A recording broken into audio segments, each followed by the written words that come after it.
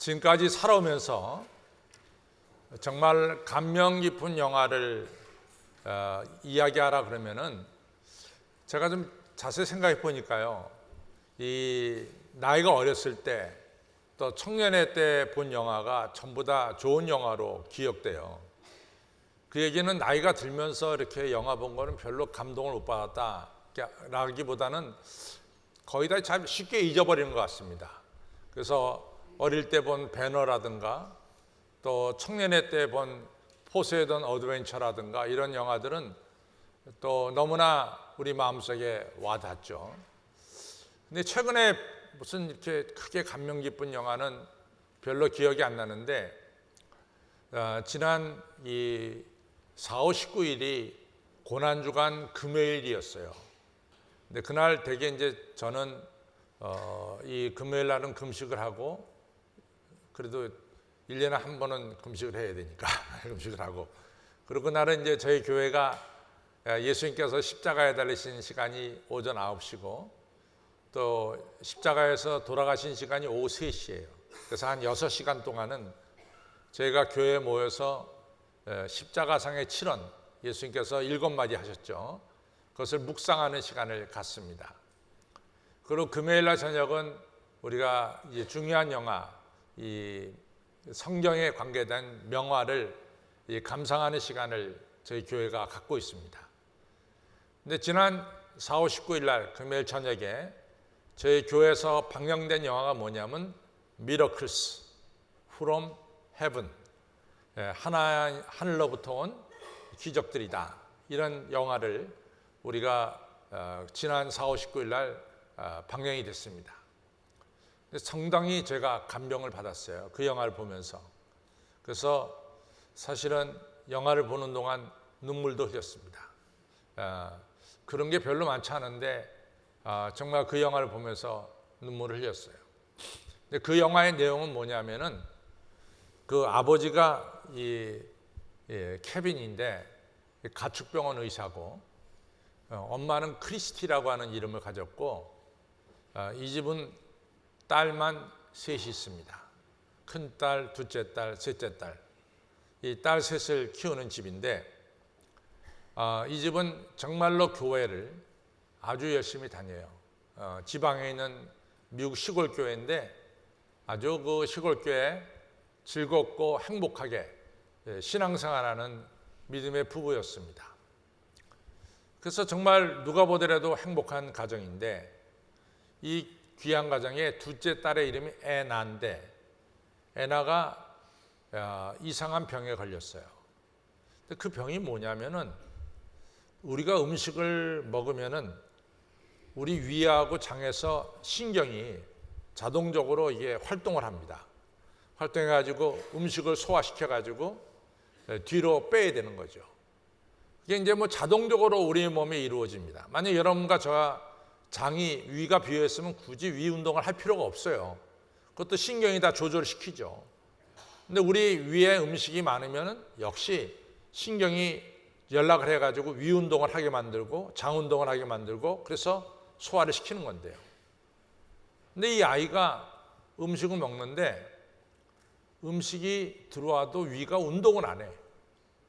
그냥 쌓이는 거야, 그대로. 그러니까 이게 보통 힘든 게 아니에요. 음식이 쌓이니까. 이게 소화시켜야 되는데 소화가 안 된단 말이에요. 그러니까 이 음식을 갖다가 얘가 살려면 음식을 다시 입으로 빼내야 돼요. 이게 얼마나 고통스러운 일입니까? 그래서 이제 병원에 가면은 병원에서도 이걸 정확하게 진단을 못 해요. 이 아이가 아마 우유계통에, 유류계통에 이 알러지가 있는 것 같다, 소화를 못 시키는 것 같다, 앞으로 우유 먹거나 뭐 야구르트나 이런 거 먹지 말아라, 이렇게 치료해 줘요. 우유만 그런 게 아니라 다른 게 모든 게 다 그러죠. 그래가지고 이제 거기 그 마을의 큰 병원에서 의사 선생님이 아무리 보더라도 이것은 신경 쪽에 문제가 있는 것 같다. 음식이 들어오면 뇌에서 이같이 연결돼갖고 이게 신경이 연결돼서 움직여야 되는데 안 움직이니까 이거 신경 쪽에 문제가 있는 것 같다. 별로 이런 병을 내가 본 적이 없다. 그래서 이 어린아이 병을 잘 고치는 게 매사추세츠 보스턴에 있는 칠드런스 호스피털이 있는데, 이 칠드런스 호스피털에 누크라는 의사가 이게 전공이니까 그분한테 가라. 그분한테 갔더니 참 이게 희귀한 병이다. 그러면서 그분도 참 이 병은 너무 고치기가 어려운 병이다. 그럼 한번 최선을 다해보자. 그래가지고 이제 한번 자기 마을에서 이 보스턴까지 왔다 갔다 하는데 비행기 표값만 500불씩 들어요. 그걸 이제 매주 왔다 갔다 하면서 치료받는데 이게 진전이 없어요. 입원도 해도 진전이 없어요. 그러니까 은행의 잔고는 다 없어지고 크레딧 카드가 다 써버리고 정말 재정적으로도 너무나 어렵게 되는 거죠, 이 집안이. 아주 교회를 열심히 다니는데 교회 와서 그냥 아버지 엄마가 또 자녀들이 애나를 위해서 낫게 해달라고 열심으로 기도하는 그것이 이제 최선의 방법이었습니다. 어느 날 이제 교회를 갔더니 정말 이게 아주 여기서부터 중요한 얘기예요. 교회를 갔더니 그 요한복음 9장에 뭐가 나오냐면은 나면서부터 소경된 자가 나와요. 요한복음 9장에. 근데 이 나면서도 소경된 자를 예수님의 제자들이 딱 만나더니 하는 말이 뭐냐면은 이 사람이 소경이 된 것이 자기 죄입니까? 자기의 부모의 죄입니까? 이렇게 이제 물어보는 게 나옵니다. 그때 예수님께서 자기 죄도 아니고 자기의 부모의 죄도 아니다. 이렇게 이제 얘기를 하시죠. 근데 이제 이 크리스트가 같이 교회 예배를 끝내고 나가는데 소위 같이 잘 지냈던 교회 우리 교회로 따지면은 집사님, 권사님들이 보자 그러는 거예요. 그리고 하는 말이 크리스티 아무래도 생각해도 당신의 딸이 안 낳는 거 보니까 당신이 죄를 지었던지 당신이 무슨 죄가 있든지 아니면 당신의 부모가 당신의 남편이 죄가 있든지 아니면 애나가 죄가 있어서 그렇다. 이렇게 얘기를 하는 거예요. 그때 이 크리스티가 돕니다. 돌아버려. 아니 이 엄마가 얼마나 속상하겠어요. 그 딸을 고치려고 기도하고 지금 은행에 잔고 다 떨어져 가면서 애 고치려고 보스턴 왔다 갔다 하는데 교회 집사 권사가 하는 말이 이 애가 병 안 낫는 것은 너 죄가 있든지 네 남편이 죄가 있든지 아니면 이 아무것도 모르는 어린애가 죄가 있든지 이렇게 따지니까요. 이 크리스트가 뒤집어졌어요. 정말 팍 도는 거예요. 집에 와가지고 나는 그런 게 안 간다. 나는 그런 게 안 간다. 남편이 아내를 달랩니다. 교회는 이런 사람 저런 사람도 있으니까 이해를 하라고. 나는 교회 나간다. 나는 하나님께서 내 딸을 고쳐주실 것을 나는 믿고 나간다. 그러면서 이제 아내에게 계속해서 믿음을 가지고 신앙생활 하자고 이제 권면을 하죠. 근데 이제 보스턴 칠드런스 호스피탈에 입원해 있다가 의사 선생님이 못 고치니까 그리고 병원비는 막 쌓이니까 퇴원하라고. 퇴원해서 집에서 아이들하고 같이 지내는 것도 좋은 일일 거다. 그래가지고 사실은 포기한 거죠. 그 아이에 대해서. 그리고 이 엄청나게 나오는 병원비를 이제 막으려고 하는 거죠. 그래가지고 이 아이를 데리고 엄마가 집으로 왔어요. 기다렸던 언니하고 동생이 이 둘째가 왔다고 기뻐가지고 같이 놉니다. 애가 남산처럼 됐어, 배가. 왜냐하면 소화가 안 되니까. 자꾸만 쌓이니까 애가 어린아이 여자애가 마치 임신 8개월, 9개월처럼 배가 불룩 나온 거예요. 그래갖고 이제 이 아이가 배가 나오니까 나무를 그렇게 잘 타는 나무도 못 타요. 근데 언니가 너 나무 잘 타잖아. 한번 오늘 타보자. 그 집 앞에 고목이 있는데 고목을 타고 올라갔어요. 올라갔는데 그 고목이 흔들흔들 대더니 이 고목이 부러질 수도 있는 거 아니에요. 오래된 나무니까. 근데 부러지지 않게 이렇게 하다가 이 애나가 고목이니까 속이 핑 텅 비었단 말이죠. 고목이니까. 그래가지고 그 아이가 그 텅 빈 고목 가운데로 떨어져 버렸어요. 근데 그 길이가 얼마가 되냐면 9m야. 9m에 떨어진 거야. 난리가 났죠. 뭐 그냥 9.11 걸어갖고 소방서 와가지고 또 전국의 텔레비로 방영이 되면서 그 아이를 갖다가 9m 밑에 있는 아이를 갖다가 건져내는 이런 일들이 텔레비로 나옵니다. 근데 이 이야기가 왜 이렇게 감동을 주냐면 실화예요, 실화.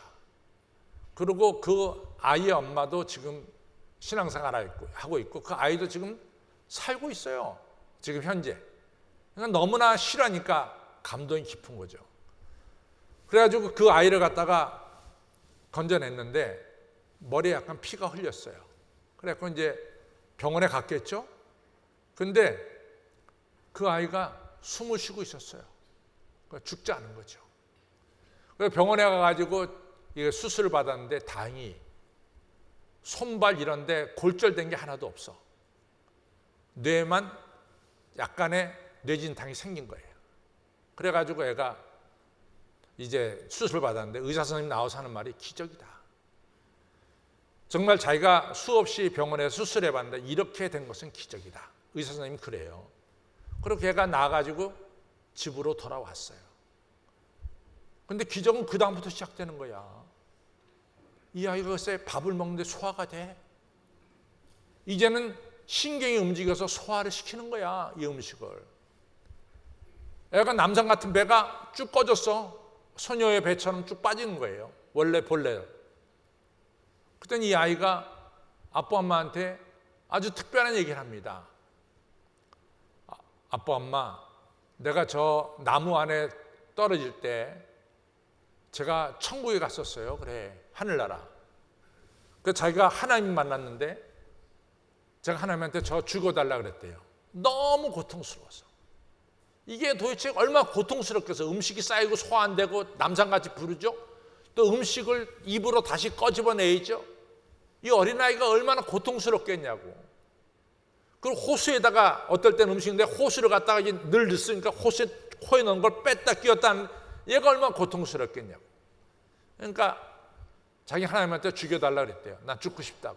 나 이 고통이 너무 심해서 나 죽고 싶다고. 그랬더니 하나님이 너 살아야 된다. 그래서 살려서 자기 보냈다는 거예요. 그래서 하나님이 살려서 자기가 왔다는 거지. 근데 이야기 전체가 다 이게 신앙 얘기 아니에요? 간증 얘기고. 어떻게 어린아이 입에서 내가 천국에 가서 하나님 만났고 내가 하나님한테 죽여달라 그랬는데 하나님이 살려줬고 천국이 아름답고 이런 모든 신앙적인 이야기를 이 어린아이가 할 수 있었던 것은 뭐 때문에 할 수 있었을 것 같아요? 아빠 엄마가 얘를 어릴 때부터 교회를 대대로 다녔기 때문에 얘가 교회에서 배운 얘기야. 하나님도 교회에서 배운 얘기고 하나님의 사랑도 교회에서 배운 얘기고 천국도 교회에서 배운 얘기고 이 어린아이를 어릴 적부터 아빠 엄마가 교회대로 다녀서 신앙교육을 시켰기 때문에 이 아이가 하나님의 은혜를 체험하게 됐고 하나님에 대해서 증거하게 됐다 이거죠. 어릴 때부터 교회 다닌다는 게 너무 중요한 것 같아요. 제가 우리 교회 오기 전에 제가 중구 신당동에 있는 교회 갔는데 제 사택이 어디였냐면은 오골이에요. 오골이에 호너가 교회 사택이에요. 그러니까 애들이 많이 다니는 거예요. 사람들이. 오골이니까. 오골이 코너에 사택이 있으니까. 근데 제 공부하는 방은 3층이고 우리 집은 4층에 있었어요. 교회가 그걸 갖다가 다세대주택을 졌거든요. 근데 제가 오후 2시나 3시 요쯤 되면은 그 앞으로 아이들이 지나가는데 저는 그때마다 가슴이 울렁울렁거려요. 이 아이들이 얼마나 욕을 해야 되는지 무시무시해요, 욕이. 야, 나 세상에. 그래서 내가 창문을 내보니 초등학교 학생들이야, 초등학교 학생들. 아니, 초등학교 학생들을 입에서 어떻게 그렇게 무서운 욕이 나오냐 말이에요, 무서운 욕이. 제가 막 가슴이 벌렁벌렁 하더라도 그 욕을 듣고 나면 그냥 너무 걱정스러워요, 이 아들의 미래가. 근데 보세요. 어느 집에 아들 둘이 있는데 걔네들은 하여튼 뭐 말만 하면 욕이 튀어나와. 그 보니까 아빠 엄마가 그래 욕쟁이야. 아빠 엄마가 엄마를 부를 때 여보 그렇게 부른 적이 없어. 야 물 떠와. 야야 마누라가. 또 마누라는 남편 부를 때 야 빨리 와. 이게 남편하고 아내가 부르는 얘기가 전부 다 야야야야야. 그리고 남편 입에서 튀어나오는 것도 욕이고 여자 입에서 튀어나오는 것도 욕이고. 그러니까 아들들이 뭘 배우고 자랐겠어? 욕하는 거 배우고 자랐다고. 근데 뭐 자기들끼리 있을 때는 괜찮아요. 서로 욕하니까. 근데 그 집에 손님이 찾아왔다. 그래갖고 이제 손님이 찾아왔고 아빠 엄마가 대접하고 이렇게 차 마시는데 아들 놈이 들어오더니 당장 욕으로 얘기하는 거야. 그러니 아버지 엄마가 얼마나 당황했어. 엄마가 얼른 나가서 야 손님 있을 때는 그렇게 욕하는 게 아니다. 이렇게 얘기하죠. 그러니까 너 가만히 있어라. 근데 그때뿐이야. 이게 막 욕으로 왔다 갔다 하는 거지. 그런데 이제 어느 날 이 저녁을 끝냈는데 보통 아들이 엄마 아빠가 야야 하니까 아빠를 보고도 야 밥 먹었냐? 이렇게 얘기한다고 아들이. 왜냐면 엄마가 아빠를 부를 때 야라 부르고 아빠도 엄마 부를 때 야라 그러니까 야가 대명사야. 야 밥 먹었니? 이렇게 얘기한다고. 그러면 뭐 평상시 자기 집에서 밥만 하니까 그냥 그러고 넘어갔어요. 근데 어느 날 아버지가 이 식사를 다 끝내니까 이 아들놈이 하는 말이 아빠 진지 드셨어요? 그러는 거야. 이 천지가 개벽할 일이 생겼어. 아빠 진지 드셨어요? 그 존댓말을 쓰는 거야. 그러니까 아버지가 너무 기분이 좋았고 야, 너 정말 이게 존댓말 어디서 배웠냐? 아빠가 너무 기쁘다. 그러니까 이 아이가 아빠를 쫙 쳐다보면 하는 말이 야, 나는 농담도 못하니?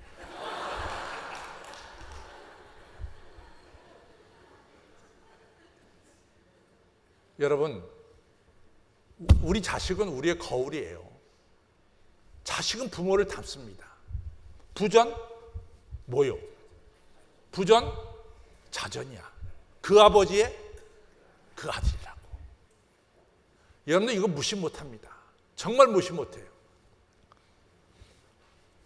제가 이제 자라날 때 저희 주변에 있는 사람들이 뭐라고 얘기하냐면은 제가 이제 둘째거든요. 둘째는 외탁을 했다 그래요. 외탁. 우리 엄마 쪽으로 닮았다. 외탁을 했다 그러더라고. 절 보러 자라날 때 주변 사람들이 너는 외탁했구나 이렇게 얘기한다고.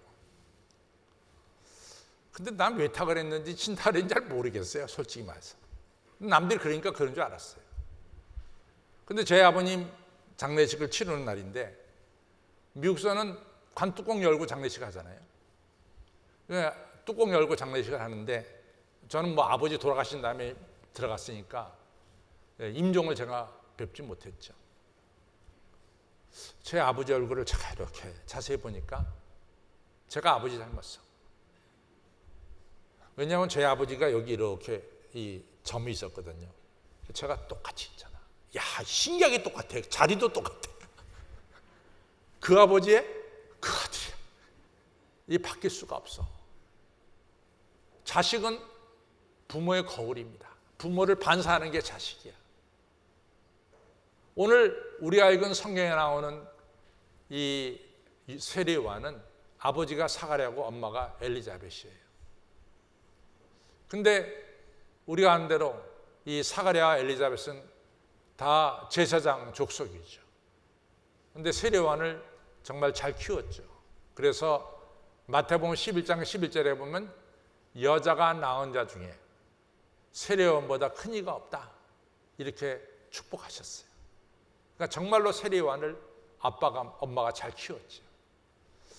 저는 오늘 어린이 주일 맞이해서 여러분과 저의 자녀들 또 손자 손녀들도 세례요한처럼 존귀한 자녀들이 되기를 주님의 이름으로 축원합니다. 첫째 이제 사가랴 엘리자벳이 이 아기를 못 가졌어요. 이게 사실은 아기 갖는다는 게 쉬운 게 아닌 것 같아요. 쉽게 낳은 분들은 쉽게 낳지만은 아기를 갖고 싶어도 못 갖는 분들도 상당히 많은 것 같아요. 근데 성경에 보면 아기 못 갖는 분들이 꽤 많아요. 아브라함과 사라도 정말 못 가졌죠. 그렇죠? 또 우리가 잘 아는 대로 엘가나와 한나 사이에도 아기가 없었죠. 또 우리가 아는 대로 이삭과 리브가가 시집가서 금세 장가가서 금세 얘기하자느냐? 그렇지 못해요. 거기도 오래 있다가 아기를 낳았어요. 그렇잖아요. 또 우리가 지금 오늘 성경에 읽는 이 세례 요한의 아버지 사가랴와 어머니 엘리사벳 사이에도 자식이 없었다고. 그래서 이 부부가 열심히 기도했던 것 같아요. 그래서 오늘 우리가 읽은 성경 13절에 보면은 하나님께서 너의 간구함을 들으신지라. 너희 부부가 그렇게 자식 갖기 위해서 간구한 것을 들었다. 그래서 내가 너에게 자식을 줄 텐데 이 자식을 주던데 그 자식의 이름을 요한이라 하라. 이렇게 가브리엘 천사가 오늘 성경에서 말씀합니다. 여러분 참 자식이 이렇게 이 오래간만에 가지면은 얼마나 감사한지 모르죠. 근데 오늘 성경에 하나님께서 이 사가랴 엘리자벳에게 자식을 줄 때 분명히 언급한 게 있어요. 그것은 뭐냐? 너희들의 기도를 하나님이 들어주셨다는 거야. 그냥 아기를 갖게 된 게 아니라 내가 그토록 아기 갖기 위해서 간구한 것을 하나님이 들으셨다는 거죠. 기도를 들으셨다는 거죠. 그럼 이 얘기는 뭐냐? 이 부부는 기도하는 부부였다는 거죠. 기도하는 부부. 참 중요합니다. 기도하는 부부. 여러분들 아시다시피 아까도 얘기했지만은 지금은 일부러 자식 안 낳으려고 그러잖아요. 안 낳는 가정도 많아. 여러분들 우리나라의 이 출산율이 뭐냐면 0.98이야. 우리가 얼마 전에 70년대만 하더라도 1년에 우리나라에서 아기가 태어나는 숫자가 1년에 100만 명이 넘었어요. 100만 명. 지금은 30만 명대가 지금 무너질 것 같아요. 30만 명대가. 3분의 1도 더 안 나. 그러니 산부인과가 되겠어? 안 되는 거야. 3분의 1로 줄어드니까. 그러니까 요즘은 아기 안 낳으려고 그래요. 그러나 여러분도 아시다시피 구약 성경에서는 아기는 축복이에요. 아까 시편 127편 우리가 3절을 읽었어요. 자식은 여호와께서 주신 기업이요 태의 열매는 그의 상급이니라. 젊은 자의 자식은 장사의 수중에 있는 화살 같으니 그것이 전통에 가득한 자는 성문 앞에서 원수를 만나도 겁이 안 난다는 거야. 얼마나 자식이 큰 하나님이 주신 축복인지 모릅니다. 그래서 하나님께서 아브라함에게 두 가지 축복을 주셨는데 그 첫 번째 축복이 하늘의 별과 같고 바다의 모래와 같은 자식을 주겠다는 게 축복이에요. 두 번째 축복은 동서남북에 땅을 주겠다는 게 축복이에요. 여러분 이만큼 하나님이 성경에 분명히 약속한 축복이 뭐냐면 자식의 축복이고 땅의 축복입니다. 그러니까 구약 성경에서는 자식이 없다는 것은 하나님께 축복을 받지 못했다는 증거가 돼. 자식이 있으면 축복인데 자식이 없으면 축복을 못 받은 거예요. 그러니까 여러분들 아브라함과 사라가 75년 동안 정든 땅을 떠나요. 갈대우르를. 그때 무슨 약속을 받습니까? 하나님이 아브라함과 아브라함과 사라에게 자식을 주겠다는 약속을 받잖아요. 그 약속을 의지하고 정든 땅 버리고 본토와 친척과 아비 집을 떠나서 가나안 땅으로 가는 거야. 그만큼 자식이 큰 거였다고. 그런데 아브라함과 사라가 100세에 난 아들 이삭이 40세에 리브가 장가를 갔는데 또 자식이 없어. 그래서 이삭이 리브가 함께 몇 년을 기도했냐면 20년을 기도했어요. 20년을 기도해서 60세에 난 아들이 야곱과 에서라. 이처럼 20년 동안 기도하면서 자식을 받았어요. 우리가 안 대로 이 한나와 엘가나 사이에 자식이 없잖아요. 그러니까 한나가 얼마나 답답했으면은 이 성전에 올라가서 술 취한 여자처럼 부르짖으며 기도했잖아요. 그래서 얻은 자식이 바로 사무엘 아닙니까? 여러분 자식은 축복입니다. 자식은 축복입니다. 제가 미국서 목회할 때요, 부부가 다 박사하고 그러는데 자식이 없으니까 막 교회 와서 울부짖어 기도해요. 제가 그랬습니다. 당신들은 공부하면서 이같이 박사학위 받으려고 이같이 애가 생기면 애 지우고 그래서 이제 애기가 잘 안 생기는데 당신 대신에 사회적인 명망을 얻지 않았어. 박사도 갖고. 근데 그 부부가 하는 말이 뭡니까? 우리는 박사 다 필요 없어요. 우리는 아기가 제일 중요합니다. 아기가 정말 중요하다는 것을 확실하게 안 거죠. 사가랴와 엘리사벳 부부는 이 자식을 위해서 기도했어요. 기도로 자식을 키웠어요. 그러니까 세례 요한이 여자가 난 자 중에 세례 요한보다 큰 이가 없다고 할 정도로 하나님은 세례 요한을 축복해 주셨죠. 여러분과 제가 존귀한 자녀를 키우려면 제일 중요한 게 뭐냐면은 우리 자녀를 위해서 기도해야 돼요. 여러분들 자녀를 위해서 기도해야 됩니다. 이것이 중요한 거야. 자녀를 위해서 기도해야 된다고. 기도하는 자의 자식은 망하는 법이 없어요. 아시다시피 이 모니카가 자기 아들 어거스틴이 막 방탕하고 이 사교에 빠지니까 모니카가 10년을 기도했잖아, 자식을 위해서. 근데도 안 돌아와. 그러니까 밀란에 있는 암브로스 감독에게 찾아가서 감독님, 내가 아들을 위해서 10년을 눈물 뿌려 기도했는데 이 아들이 안 돌아옵니다. 그때 암브로스 감독이 유명한 얘기 하잖아요. 기도하는 자식은 망하는 법이 없으니까 좀 더 기도해 보세요. 모니카가 그 말을 듣고 더 기도했죠. 얼마 있다가 어거스틴이 돌아왔습니다. 기독교 2000년 역사 속에서 기독교를 오늘날같이 체계화시킨 사람이 두 사람이 있어요. 한 사람이 사도 바울이고 한 사람이 성 어거스틴.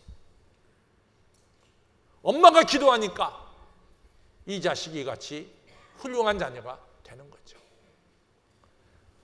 여러분과 저의 자녀가 존귀한 자녀 되기를 원합니다.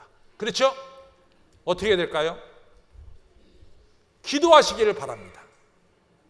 내 자녀를 위해서 기도하는 그 기도를 쉬지 않고 계속해서 기도하는 부모가 되시기를 바랍니다.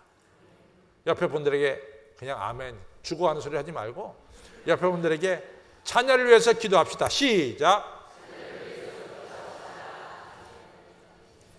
아니 뭐 열심히 왜 이렇게 졸려가고 그래요. 힘을 좀 내시고 그래야지. 두 번째로 이제 드디어 이제 자식을 갖게 됐죠. 근데 이 세례 요한의 아버지 사가랴와 엘리자벳이 사가랴가 특별히 가브리엘 천사가 와서 네 아내 엘리자벳이 자식을 갖게 될 것이다. 그러니까 사가랴가 자식을 위해서 기도했는데 막상 그 얘기를 들어보니까 말이 안 돼. 천사님, 제가 늙었고 제 아내도 늙었는데 어떻게 자식을 갖습니까? 이렇게 된 거죠. 그러니까 가브리엘 천사가 야, 내가 하나님께로부터 와서 너한테 하나님의 소식을 전하는데 네가 왜 믿지 못하냐? 너 아기가 낳는 날까지 너 벙어리 될 거다.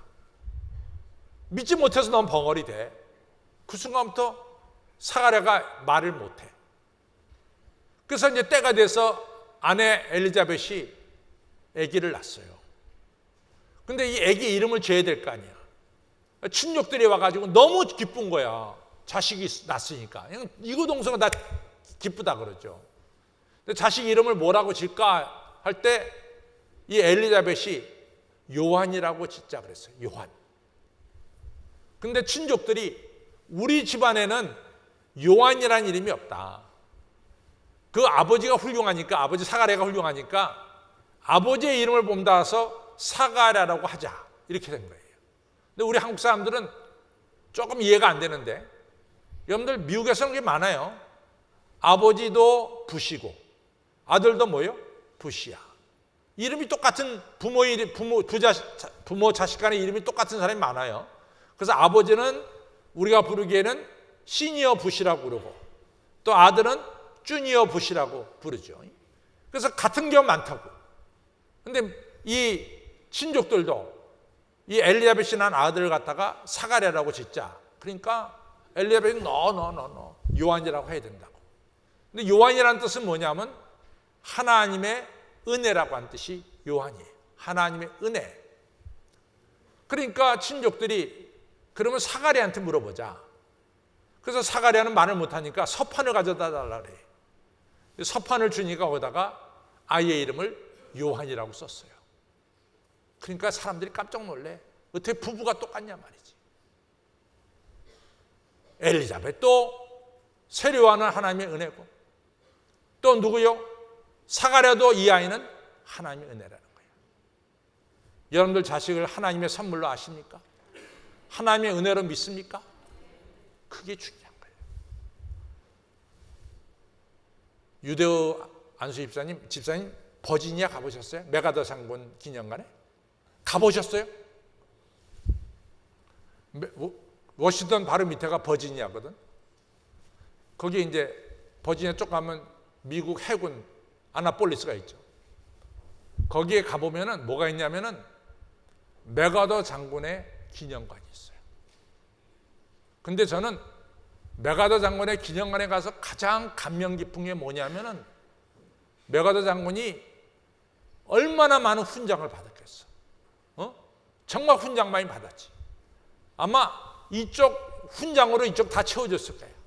그분이 미국 포스타가 되면서 한국전에 이기고 뭐 이러면서 얼마나 그분이 미국 정부로부터 상을 많이 받았겠어. 근데 그분의 그 글의 처음에 뭐냐면 나는 이 모든 훈장보다 내가 가장 큰 훈장으로 생각하는 것은 내 자녀들이다. 하나님이 주신 나의 훈장이다. 자기 자식이 세상에서 주는 훈장보다 가장 큰 훈장이 자기 자식이라는 거예요. 하나님이 주신 자식이라는 거지. 그래서 하나님께 감사한다는 거예요. 자기는 자식 때문에. 여러분 자식을 볼 때마다 하나님이 나에게 주신 선물로 알고 감사하시기를 바랍니다. 그 중에 감사해야 돼. 자식을 위해서 감사하고 자식을 위해서 기도할 때 하나님이 그 자식을 축복하는 거예요. 여러분들 아시다시피 한나가 이 기도를 통해서 자식 사무엘을 얻었잖아요. 너무너무 감사해가지고 성전에 올라가서 정성을 다해서 하나님께 감사 예배를 드렸어. 하나님이 그 감사를 받으시고 한나에게 3남 2녀를 더 줬어. 3남 2녀를. 복의 복을 더 받게 된 거죠. 감사하는 자에게 축복을 더 하십니다. 어느 분이요 저한테 질문했어요. 강 목사님, 네, 난 그분이 질문하면 긴장하는데 뭐예요? 질문이 그랬더니 왜 사무엘은 레이지파도 아닌데 제사장이라고 불러요? 또 그걸 아는 사람이 세상에 어디 있어? 별로 그건 아무리 성경 봐도 이 사무엘이 레이지파가 아니라는 걸 갖다 발견하기가 참 어렵거든. 근데 그 양반은 어떻게 보다가 그걸 발견했는지 나한테 목사님 왜 레이지파도 아닌데 사무엘을 제사장이라고 불렀냐고. 이영복 집사장로가 나한테 질문한 거예요. 그 변호사인데 그분이 판사하다가 변호사. 그래서 내가 그건 맞는 얘기네요. 그 사무엘은 본래 에브라임 지파인데 그 사람이 사사도 될 수 있고 선지자도 될 수 있지만 제사장은 아니죠. 레위 지파만 제사장이 되는데. 근데 그 사람은 제사장까지 했어요. 맞는 말씀입니다. 그 사람은 예외입니다. 예외. 성경에 나오는 예외 중에 하나가 사무엘입니다. 사무엘은 제사장이요, 선지자요, 사사요, 이 세 가지 다 한 사람이에요. 예외입니다. 왜냐? 하나님께서 한나의 기도를 받으시고 축복하셔서 그렇게 된 거야. 사무엘은. 여러분, 하나님께서는 자식을 위해서 기도하고 자식을 위해서 감사하는 자에게 그 자식에게 복의 복을 더해 주시는 거예요. 그러니까 내 자녀를 위해서 기도하고 감사해야 돼. 여러분만 행복하게 사는 것이 아니라 나는 내 자녀들과 내 손주들도 행복하게 살길 바래. 그럼 행복의 이 길이 어디 있느냐? 시편 1편에 있어. 행복한 사람은 악인의 길을 쫓지 않고 죄인의 길에 서지 않고 오만한 자의 자리에 앉지 아니하고 오직 뭐요? 여호와의 율법을 주야로 묵상하는 거예요. 내 자녀에게 하나님 말씀을 가르치는 거지. 그러면 내 자녀는 시절을 쫓아 과실을 맺으며 그 잎사귀가 마르지 아니함 같으며 그 앞날이 형통하리로다. 앞날이 열리는 축복을 받게 되는 것이요. 나는 내 아들, 딸들이 존귀한 자녀가 되기를 원합니다. 그래서 자녀를 주신 하나님께 감사하고 난 자녀를 위해서 늘 기도하겠습니다.